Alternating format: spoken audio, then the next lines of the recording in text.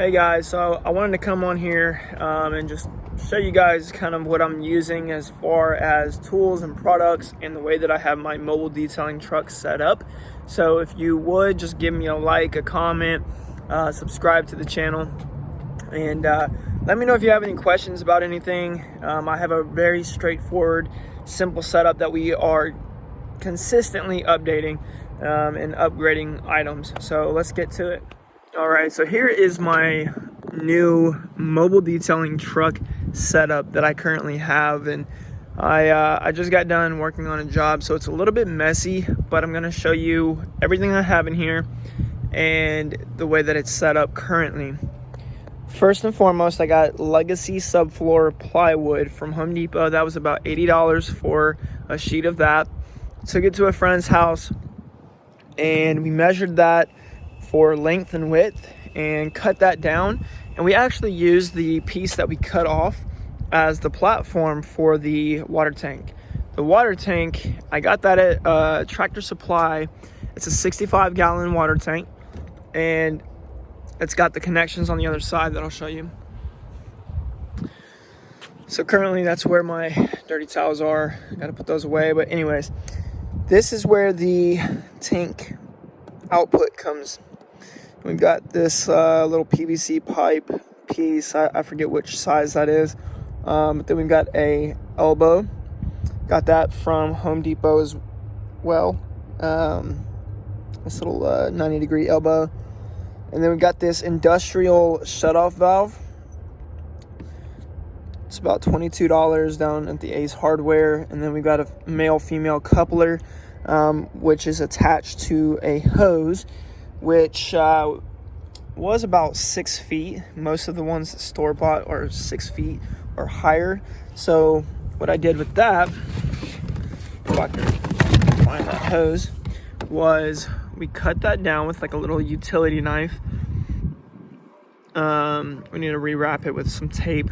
But then I got a 5/8 inch garden hose, like adapter, that went down inside of here, and then it comes with the clamp, so that's clamped on there. So that is kind of the water tank setup that I don't use it really a whole lot, but a client or two of mine is kind of requiring some water usage, more mobile wise. So I've been working on getting that set up. It's not fully completed yet. I've used it before, but it's been about a year since I've used that tank. But back to the tank, I just want to show you that on the plywood, I've got these D-rings that have been bolted in from the bottom up and then screwed on with a nut right here. And these ratchet straps go into the D-ring here, up and over, and that goes back into the plywood as well. Same thing, bolted in. And then just strap down. I am going to upgrade later to a low profile tank, something that will go underneath a cover, so it'll probably be like a 50-gallon tank. Like I said, I don't use a whole lot of mobile water. Okay, moving on from that, let's just go from back to front. So I've got my tarp back here. I put the tarp over everything, especially when it's raining. I just bungee it down for now. That's kind of my DIY truck bed cover. And then I've got a pressure washer hose, 50-foot kobrajet quick disconnect with the MTM gun. Let's see, I got that from Car Supply's warehouse. We got the Flexzilla 50-foot hose. I just got this. I do like it quite a bit. And then we've just got the rigid 4-gallon portable vac with the hosing. I just kind of throw the hoses over here. Usually I use this little utility strap to wrap up the garden hose, but I'm lazy today. I got a 2.5-gallon gas can. I don't really need a whole lot of gas. Only thing I use gas for is the pressure washer and for the generator. And eventually I'm going to be upgrading this to the AR Blue total stop system pressure washer down at Car Supply's warehouse as well. That'll be electric, so I'll only need gas for the generator, which I eventually will upgrade this one to the Westinghouse 4500 probably, or the Predator.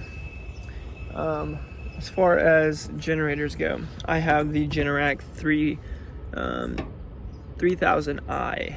It's the GP inverter. It works well, but as far as keeping that strapped in, I've got another D-ring down here, bolted in. So I've got another D-ring down here that's bolted in, one on this side and another on that side, and we've just got lock washers on that, so that's bolted in. And then you got the ratchet strap. This one was a cheap one. It's like a couple of dollars at Home Depot, but it's very short and it works. And just kind of cut that down if you need to, but it just straps that in and keeps it bolted. It's, you know, it's already pretty heavy. It's not going anywhere now. And then I've got just a little spot right here. Usually I keep the chemicals in the cab, but today I just put that right there. I've just got this little tote that I got from I think it was Harbor Freight. Yep. And it's just a Hercules tote. Usually people put tools in these. I put my bottles in them. Bottles, brushes, stuff like that. I've got my 3 buckets just laying here. You know, I got these probably at Walmart or Home Depot.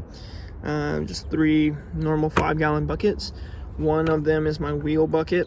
So I've got all my wheel brushes and extra tools and stuff like that in there. In here, it's where I keep all my clean towels for now. It's a pretty big tote.